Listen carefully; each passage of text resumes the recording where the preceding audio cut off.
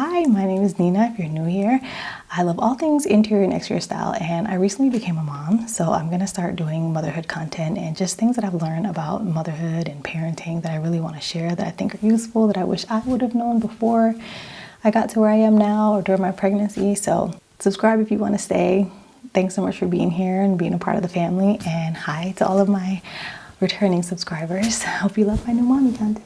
I want to share with you one of the greatest hacks that we learned with our baby, and this is something that I was searching for when I was pregnant during the newborn phase. I would always watch documentaries. I would always do research on baby sleep patterns, baby sleep health, how to optimize your baby sleep as well as your sleep, because sleep is probably one of the most important and stressful things in the first year of a baby's life, especially if you're a first-time parent. You really want to make sure that you try to get rest if and when you can, even though it's extremely difficult.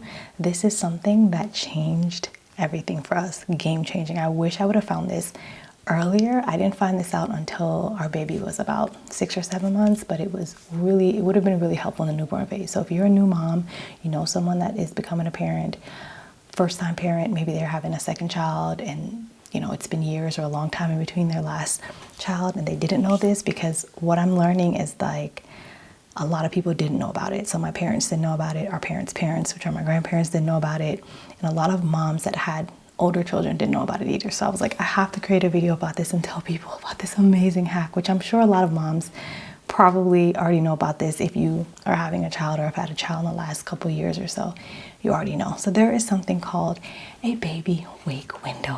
What is a baby wake window? So babies and toddlers have a wake window, which is the period of time in which their bodies allow them to stay awake from the last time they woke up until the next time that they go to sleep. So you'll notice in the newborn phase, your baby just falls asleep all the time, and it almost feels random. Like you don't know when they're falling asleep. You just know one minute their eyes are open and their eyes are not. Knowing this wake window, understanding the chart, is going to be game changing, because you can time when your baby goes to sleep. You can time when to get things done, and you can time you trying to get some rest with the baby. So they have a lot of wake window charts online. The one that we follow the most, now there's a blog called Taking Care of Babies. It's ran by an RN and certified pediatric sleep consultant, Kara. The blog is such a cute blog. It's called Taking Care of Babies, but she talks about everything you need to know about babies, sleep, food, nutrition. Like she really goes into depth, and we really love her website. We found a lot of great resources in our baby's early years, and we still use her website as well for different things. She's just a really great resource, but other websites have it as well. happiestbaby.com. You can just type in baby wake windows in Google and a ton of different charts will come up.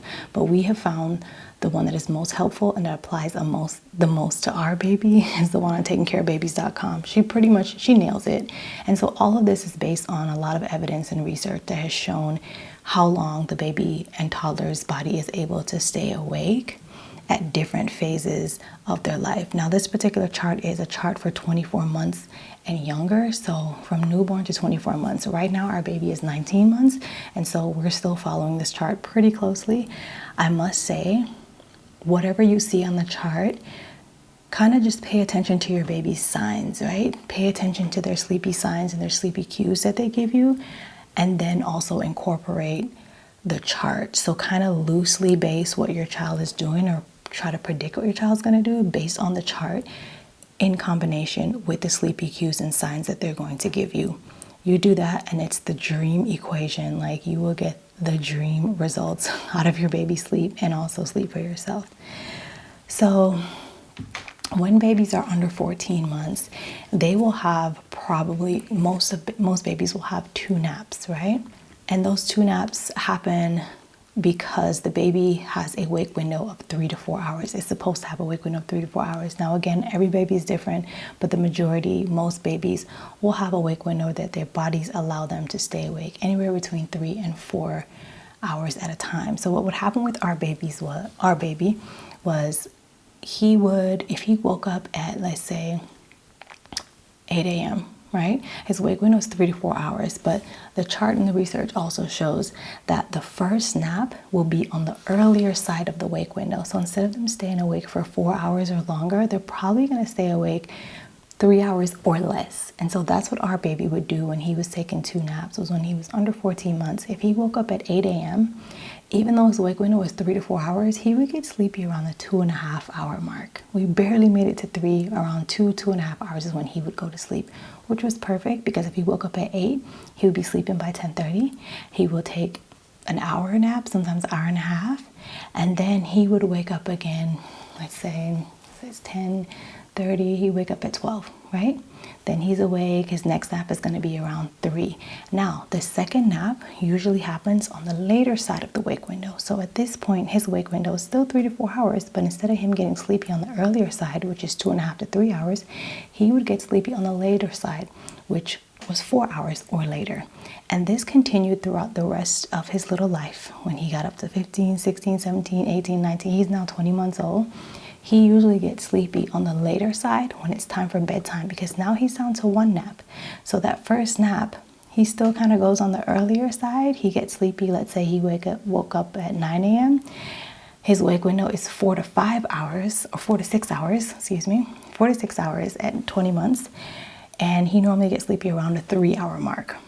Now, once he goes to sleep, the good thing is when they go down to 1 nap after the 14-month mark, when they go down to 1 nap, that nap is actually a longer nap. It's usually a longer nap. So we were excited to ditch the 2 naps. It sounds crazy, but we felt like we were able to do more because we were centering our days around trying to allow our baby to get good quality naps twice a day. And you know how hard it is to plan anything when you're like, oh, I can't go because my baby takes his nap around this time, or we can't do this because my baby takes his nap at that time. It was really good when we got down to 1 nap because what we ended up doing was you're combining essentially those 2 naps. And so now your baby takes a 2-hour nap. And again, this isn't all babies, but usually when they drop down to that 1 nap, it's usually going to just be 1 long nap. So they will combine the 2 naps of an hour, 45 minutes, whatever they usually do, and it will be a longer nap. Now, all babies don't have the 2-hour nap after the 14-month mark. Some have an hour and a half, some have an hour. Some days our baby does an hour and a half, but for the most part, he does 2 hours or more, which we really love. He also sleeps for about they're supposed to sleep 10 to 12 hours at night. So let's back up. Babies are typically supposed to, under 24 months, get 12 to 14 hours of sleep a day. So what ours did was he would get around 10 to 12 hours at night, and then during the day he would get 2 to 4 hours, which will add up to his 12 to 14. That will give us the sum total of 12 to 14. So we knew that if he had a short nap during the day, it meant that maybe he would sleep longer at night. So knowing these things allowed us to plan more, allowed us to try to optimize our sleep, take turns who was sleeping with him when he took a nap or watching him, etc. Like, this whole thing was such a game changer for us. Like, we were so happy. Now, we also use this to our benefit during travel. So we live in the Netherlands and my family's from the US, so it's a 6-hour time difference. When we travel, going to the States is always easy because we're 6 hours ahead. So all we have to do is just, the baby just stays up later or he falls asleep earlier on the Eastern time. Now, when we would come back, it was always a little bit of a challenge. It would take about a week for his body to readjust and get back into the groove of things. So this is something to keep in mind if you travel or if you live in 2 different time zones from your family and you're traveling. You can use this chart to your advantage. You can time when the baby should fall asleep on the plane, when the baby will get sleepy. Another thing we did to help our baby sleep on the plane was a baby carrier. If you don't have a baby carrier, it's game changing. You need one. It was something that I went back and forth about during my pregnancy. I knew I wanted one because I was very passionate about baby wear and I understood the benefits of it. And I will make another video about baby carriers and the one that I chose, why I love it. Secret, I went with the Art of Pope. I know the money, but it was worth every single penny. We have used that thing almost every single day of our baby's life, if not at least a couple times a week. And in the beginning, when he was really tiny, I used it daily. Now he's older, so he's a bit heavier.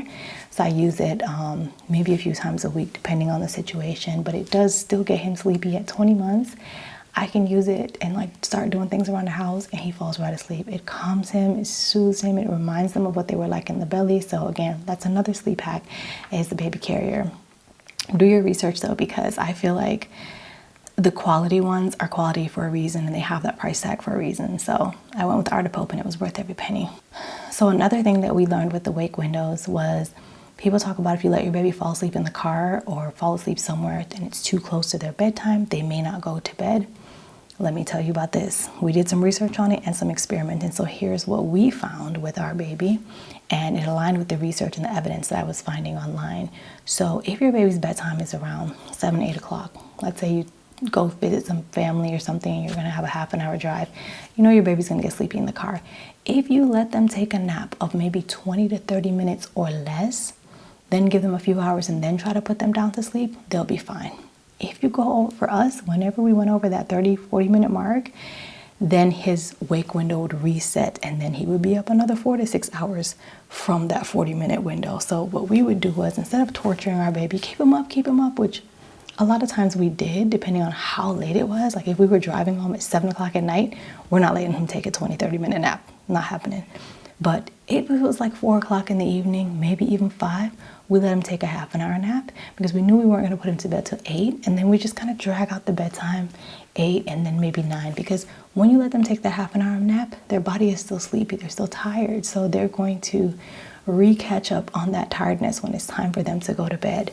That's what we found with our baby, and it aligned with the evidence that I was seeing when I Googled, do you let your baby take a nap when it's close to their bedtime, and how close to the bedtime can you take a nap? We found that if it was at least within 3 hours, we wouldn't do it if it was less than 3 hours. If it was over 3 hours before their bedtime, like if it's 5 o'clock at night, 5 o'clock in the evening, and his bedtime is 8 p.m., we're not going to let him take a nap. But if it's 4 o'clock or 5 o'clock and his bedtime is 9 p.m., we'll let him take like a 20-minute nap. And depending on the kind of day that he had, that would also determine if you maybe want to let your baby take a nap. That's what we would do. We would try to gauge the day he had. And some days they're not going to take a nap at all. And that's okay. Don't push it. Don't force it. Go with their body. Follow their sleepy cues. There were a lot of videos and research that I saw talking about sleepy cues and how overtired babies may not go to sleep. Every baby's different. Our baby, if he was tired, he was going to sleep. It doesn't matter if he was screaming overtired, he's going to sleep. So again, every baby's different. You got to kind of do your research and feel your baby out. But this wake window chart is game changing. You have to check it out, like look it up, and try to time your baby's sleep and see how it works for you if they're on the earlier or later side. And I love that the chart has a good range of hours, 4 to 6 hours. So maybe your baby is 4, 5, 6, 4.5, 5. It's like a good enough amount of time to play with in between windows. Oh, last thing I want to tell you about, why they wake up in the middle of the night. So this was another thing that you're going to notice. Your baby may go through a period. So they have huge developmental milestones at 3, 6, 9, 12, 18, and I think 24 months. During these periods, babies either cluster feed, wake up in the middle of the night. They just have a lot going on in their body. They're growing and developing. And so they may wake up in the middle of the night. Now, if you have a baby that does this, here's how you can counteract it. What we found, and I found this on another mom blog, a mom forum that I was in on Facebook, actually a mom group. And somebody actually suggested, I don't know if they got this from their sleep consultant or who, because I know a lot of people have sleep coaches and sleep consultants that they use.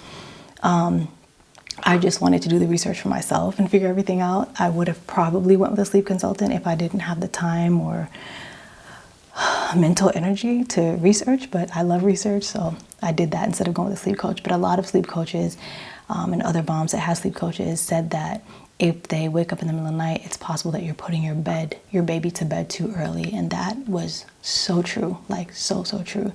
So when we came back from the States, we tried to hack his sleep to help him get back to his normal sleep pattern, right? To get back in this time zone. And what we did was, some days we knew that he was going to get crazy tired, crazy late. So we tried to keep him up and then let him go to bed early instead of letting him take a 6 o'clock nap. We were like, oh, let's just keep him up and put him to bed at 7.